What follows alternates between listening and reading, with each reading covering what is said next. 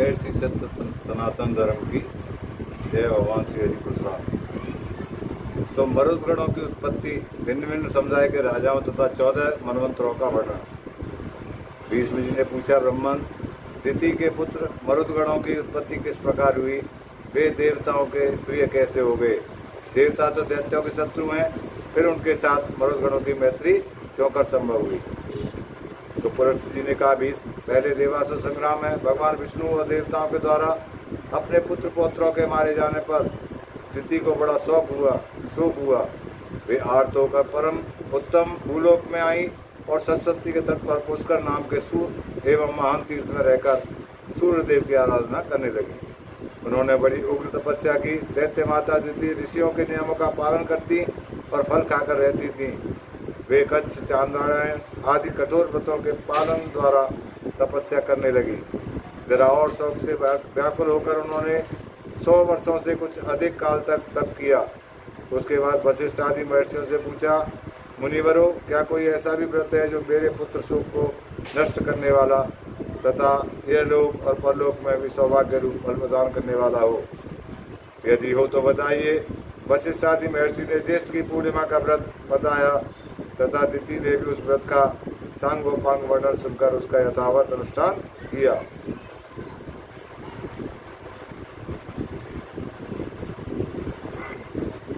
उस व्रत के महात्म से प्रभावित होकर कश्यप जी बड़ी प्रसन्नता के साथ दिति के आश्रम पर आए।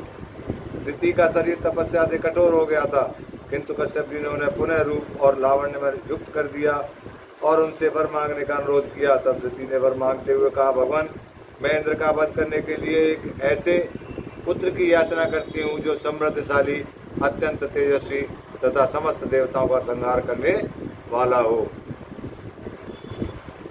तो कश्यप ने कहा, शुभे, मैं तुम्हें इंद्र का घातक एवं वरिष्ठ पुत्र प्रदान करूंगा। तत्पश्चात कश्यप ने दिति के उदर में गर्भ स्थापित किया और कहा, देवी, तुम्हें 100 वर्षों तक इसी तपोवन में रहकर इस गर्भ की रक्षा के लिए करना चाहिए। गर्भिणी को संध्या के समय भोजन नहीं करना चाहिए तथा वृक्ष की जड़ के पास न तो कभी जाना चाहिए और न ठहरना ही चाहिए। वह जल के भीतर न घुसे, सूने घर में न प्रवेश करे, बावी पर खड़ी न हो, कभी मन में उद्वेग न लाए, सूने घर में बैठकर नख अथवा राख से भूमि पर रेखा न खींचे, न तो सदा अलसा कर पड़ी रहे और न अधिक परिश्रम ही करे। भूसी, कोयल, राख, हड्डी और कपड़े पर ना बैठे, लोगों से कलह करना छोड़ दे, अंगड़ाई ना ले, बाल खोलकर खड़ी ना हो और कभी भी अपवित्र ना रहे। उत्तर की ओर अथवा नीचे सिर करके कभी न सोए। नंगी होकर उद्वेग में पड़कर और बिना पैर धोए भी सहन करना मना है।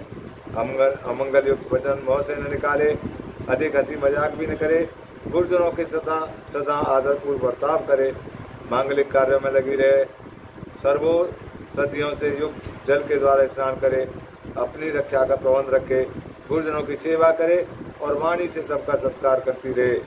स्वामी के प्रिय और हित में तत्पर रहकर सदा प्रसन्न मुखी बनी रहे, किसी भी अवस्था में कभी पति की निंदा ना करे। कहकर कश्यप जी सब प्राणियों के देखते देखते बात से अंतर्ध्यान हो गए। तदनंतर पति की बातें सुनकर दिति विधि पूर्वक उनका पालन करने लगी।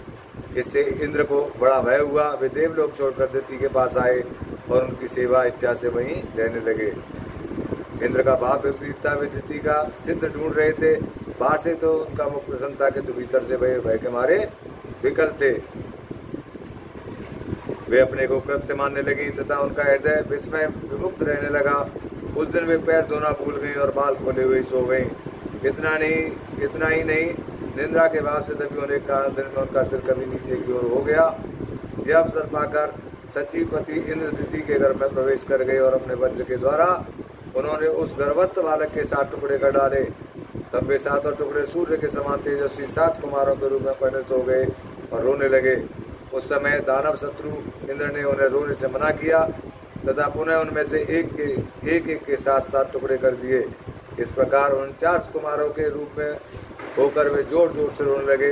तब इंद्र ने माँ रुद्रदम मत रो ऐसा कहकर उन्हें बारंबार रोने से रोका और मन ही मन सोचा कि ये बालक धर्म और ब्रह्मा जी के प्रभाव से पुनः जीवित हो गए हैं। इस पुण्य के योग से इन्हें जीवन मिला है।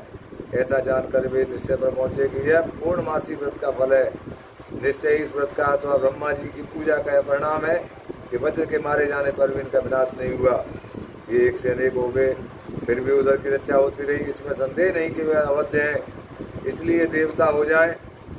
जब से ये रो रहे थे उस समय मैंने गर्भ के बालकों का मां रुद्रम कहकर चुप कराया, इसलिए वे मरुत नाम से प्रसिद्ध होकर कल्याण के भागी बने।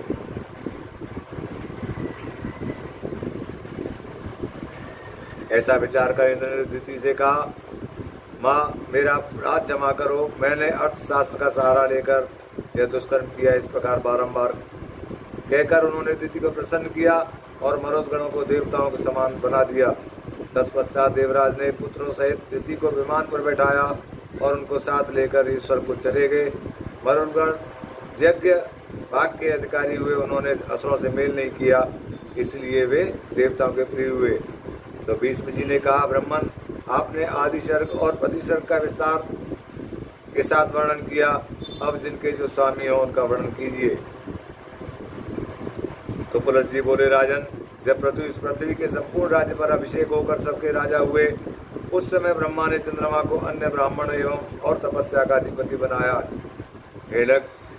हिरण्यगर्भ की नक्षत्र तारे पक्षी वृक्ष झाड़ी और लता आदित्य स्वामी बनाया। वरुण को जल का, कुबेर का धन का, विष्णु को आदित्यों का और अग्नि को पशुओं का अधिपति बनाया। दक्ष को प्रजापतियों का, इंद्र को देवताओं का, प्रहलाद को दैत्यों का और दानवों का, यमराज को पितरों का और शूलपाणी भगवान शंकर को पिशाचों का, राक्षस पशु भूत यक्ष और बेताल राजों का, हिमालय को पर्वतों का, समुद्र को नदियों का और चित्ररथ को गंधर्व विद्याधर और किन्नरों का, भयंकर पराक्रमी वासुकी को नागों का, तक्षक को सर्पों का और गजरा ऐरावत दिग्गजों का, गरुण को पक्षियों का, उच्चैश्रवा घोड़ों को, सिंह और मृगों को, सांड को गौओं का तथा प्लच पाकड़ को संपूर्ण वनस्पतियों का अधीश्वर बनाया। इस प्रकार पूर्व काल में ब्रह्मा जी ने इन सभी अधिपतियों को भिन्न भिन्न वर्ग के राजदार पर अभिषिक्त किया था। कौरव नंदन पहले स्वयंभू मनवंतर में याज्ञ नाम से प्रसिद्ध देवता थे। मरीचि आदि मुनि सब ऋषि माने गए थे। आग्नि से अग्निबाहु, विभु, शवन, ज्योतिषमान, द्युतिमान, हव्य, मैदा, मैदादिति और वसु, ये 10 स्वयंभू मनु के पुत्र हुए, जिन्होंने अपने वंश का विस्तार किया।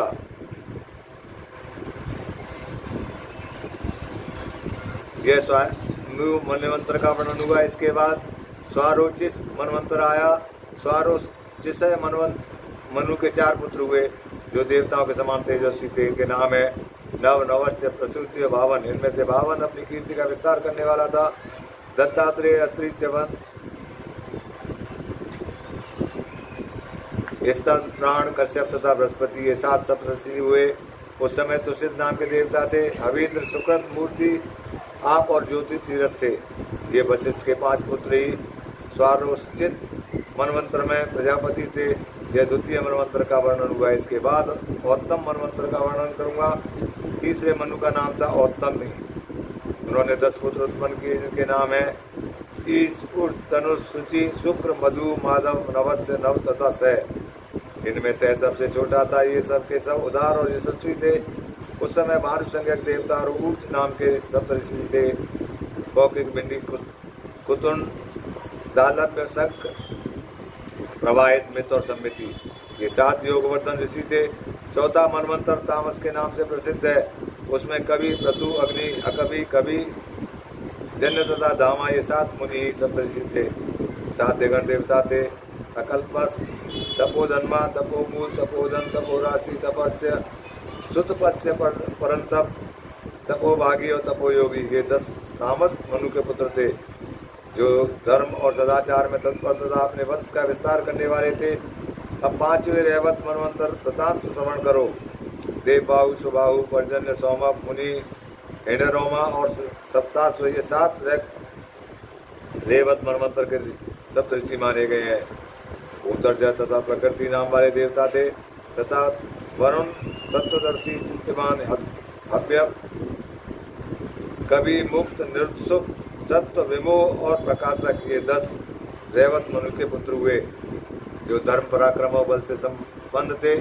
इसके बाद चातुष मनवंतर में भृगु, सुदामा, विरज, विष्णु, नारद, विवस्वान और अभिमानी ये 7 सप्तऋषि हुए। उस समय लेख नाम से प्रसिद्ध देवता थे। इनके सेवा ऋभु, प्रत्यभूत, बारिभूल और देवों का नाम के देवता भी थे। इस प्रकार चातुष मनवंतर में देवताओं की 5 योनियां थी। चातुष मनु के 10 पुत्र हुए जो रोह आदि नाम से प्रसिद्ध थे। अब 7वें मनवंतर का वर्णन करूंगा जिसे वैवस्वत मनवंतर कहते हैं। इस समय वैवस्वत मनवंतर ही चल रहा है। इसमें अत्रि, वशिष्ठ, कश्यप, गौतम, योगी, भरद्वाज, विश्वामित्र और जमदग्नि ये 7 ऋषि ही सप्तऋषि हैं। ये धर्म की व्यवस्था करके परम पद को प्राप्त होते हैं। अब भविष्य में होने वाले सावर्ण मनवंतर का वर्णन किया जाता है। उस समय अश्वत्थामा, ऋष्यभृंग, कौशिक, गालव, शतानंद, काश्यप तथा परशुराम ये सप्तऋषि होंगे।